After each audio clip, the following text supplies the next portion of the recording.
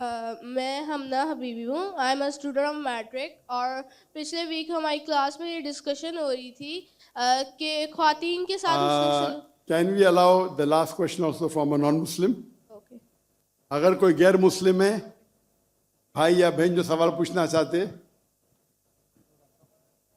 कोई non Muslim गैर मुसलमान है? Sir not available. अरे आप तो एकदम जंकी के जो लास्ट टाइम नॉट अवेलेबल बोल के 3 आ गए। पूछने दो ना मुझे प्यार से। आपसे डरते होंगे, शायद मेरे से नहीं डरेंगे। अगर कोई गैर मुस्लिम, दो हाथ ऊपर, कोई गैर मुस्लिम है जो सवाल पूछना चाहता है, आपका सेकंड होगा। अगर कोई नया गैर मुस्लिम है जो सवाल पूछना चाहता है, आप माशाल्लाह गवर्नर हाउस में महफूज है। कोई नॉन मुस्लिम कोई सवाल पूछना चाहता है, कोई खवातीन के शोबे से या कोई नॉन मुस्लिम है? अच्छा भाई साहब पूछ सकते हो। आपका नाम और आपका पेशा।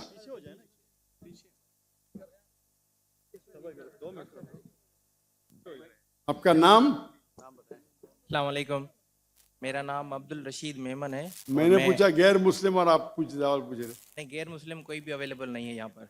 एक गैर मुस्लिम ने हाथ ऊपर किया था उधर। नहीं, वो मुस्लिम थे। कोई गैर मुस्लिम है? अगर गैर मुस्लिम ने तो पहले खातून को देंगे, उनने पहले पूछे। कौन गैर मुस्लिम है? एक खातून मुसलमान जिसने पूछी थी पहले, उसको।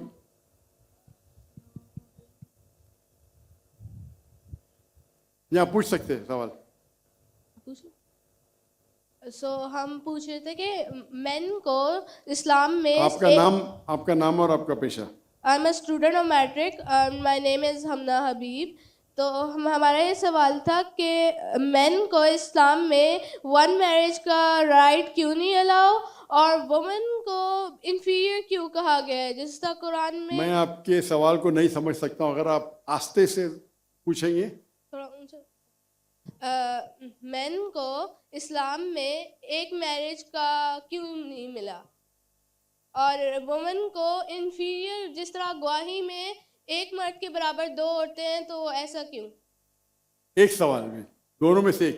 पहला सवाल दो, दूसरा सवाल। पहला बता दें। पहला बहन ने सवाल पूछा कि इस्लाम मजहब में मर्द को एक से ज्यादा शादी करने की इजाजत क्यों है, तो ये सवाल था ना।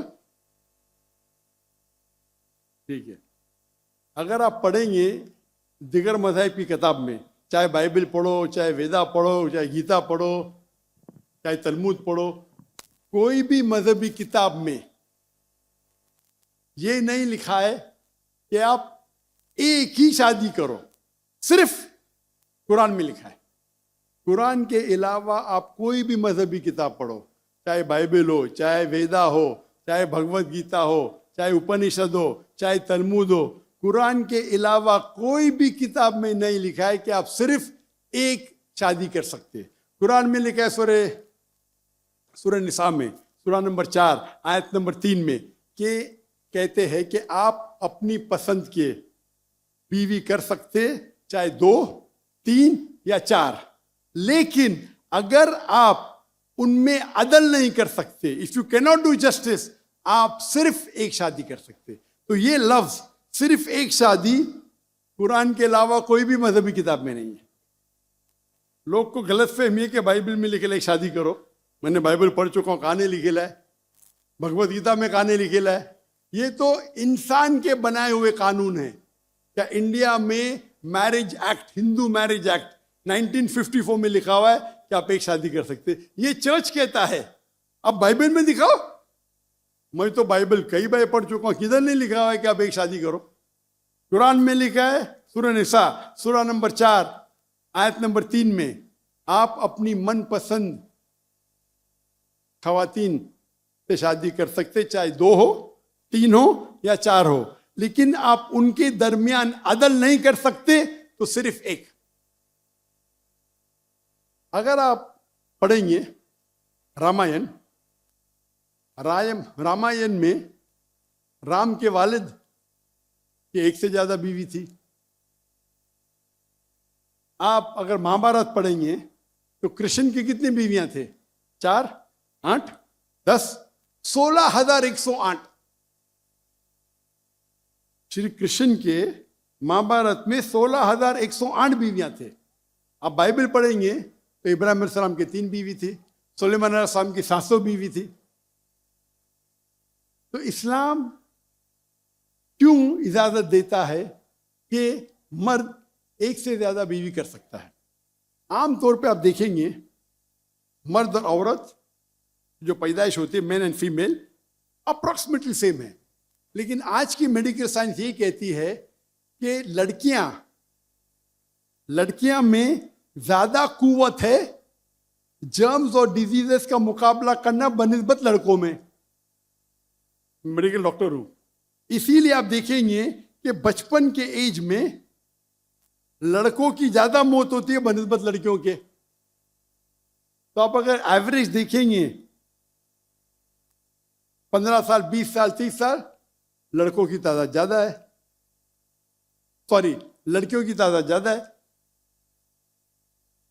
आमतौर पे लोग मरते हैं सिगरेट पीने से, शराब पीने से। अक्सर मर्द मरते हैं शराब पीने से, सिगरेट पीने से। जब जंग होता है तो कौन ज्यादा मरते? लड़के, आदमी। सिर्फ एक जंग में औरतें ज्यादा मरे। कौन से जंग में? फलस्तीन के गाजा में। क्योंकि वो जंग नहीं थी, वो जेनोसाइड था। इजराइल ने चुन चुन के बच्चों और औरतों को मारा, 2/3। लेकिन अक्सर जब जंग होते थे, आप देखेंगे तो मर्द मरते बनिस्बत औरत से। तो आज की तारीख में आप अगर देखेंगे, मिसाल के तौर पे यूएसए में, सिर्फ यूएसए में 42 लाख से ज्यादा औरतें हैं। सिर्फ रशिया में 1 करोड़ से ज्यादा औरतें हैं। सिर्फ जर्मनी में लाखों औरत मर्द से ज्यादा है। तो अगर आप देखेंगे दुनिया में औरतों की तादाद मर्द से ज्यादा है। मान लो मैं आपकी बात मानूंगा कि एक मर्द एक औरत से शादी करना चाहिए, और अगर यूएसए में हर मर्द ने एक औरत से शादी की, फिर भी 42 लाख औरतें होंगी जिनको शादी के लिए मर्द नहीं मिलेंगे। 42 लाख।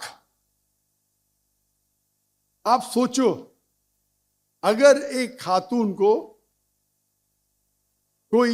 हर मर्द एक औरत शादी करता है तो 42 लाख खवातीन को शादी करने के लिए मर्द नहीं मिलेंगे। तो क्या ऑप्शन है उनके लिए? 2 ऑप्शन है। चाहे पहला ऑप्शन है कि वो ऐसे मर्द से शादी करे जिसकी बीवी ऑलरेडी है, या वो बाजारी औरत बन जाए। बाजारी औरत, इतना सख्त लव। मैं इंग्लिश में बोलता हूं पब्लिक प्रॉपर्टी। लोग एतराज लेते, मैं कहता हूं इससे अच्छा लव मेरे पास है नहीं।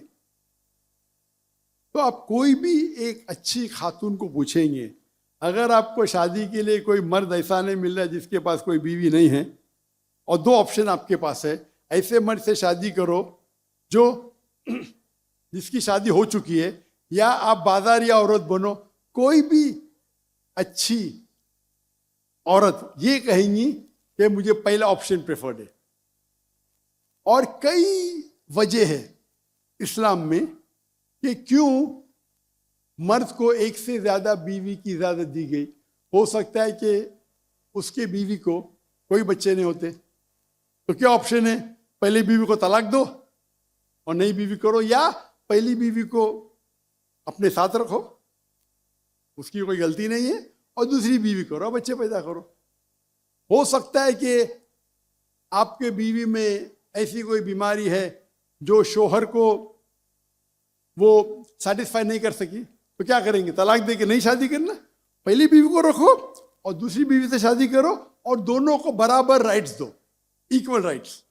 तो कई वजह है इस्लाम में, इसीलिए इस्लाम में मर्द को एक से ज्यादा बीवी करने की इजाजत है। मेरी एक तकरीर है जिसका टॉपिक है वुमेन्स राइट्स इन इस्लाम। अगर वो आप देखेंगे उसमें आपको इसका भी जवाब डिटेल में मिलेगा, और जो दूसरा सवाल करे थे उसका भी जवाब मिलेगा। वाखिर दावाना अल्हम्दुलिल्लाह रब्बिल आलमीन।